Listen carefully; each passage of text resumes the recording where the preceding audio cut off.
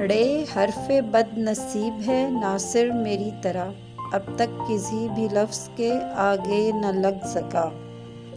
रे से शेर हम भी फरमाएंगे, लेकिन पहले आप सुनाएं फिर हम सुनाएंगे। रे से कुछ भी नहीं बना मुझसे, इससे तूने मुझको दिया है पिछाड़।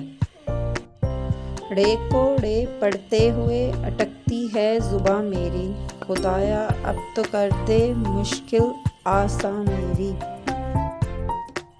रे से पहाड़ हम तो पढ़ते आए हैं, रे से शेर किसी ने कब फरमाए हैं। रे पढ़ के इसका नाम है दरमियान में, इस हर्फ की जगह नहीं नोके ज़ुबान में। रे के आगे बे लगा देने से बन जाता है बड़, चौड़े चौड़े पत्ते जिसकी गीली गीली जड़। रे है ऐसा हर्फ जिससे लफ्ज़ बनता ही नहीं, इसको देखें गर किताबों में तो मिलता है पहाड़। रे से लिखे हैं आज इतने शेर के सुखन को भी कर दिया है सबूतार।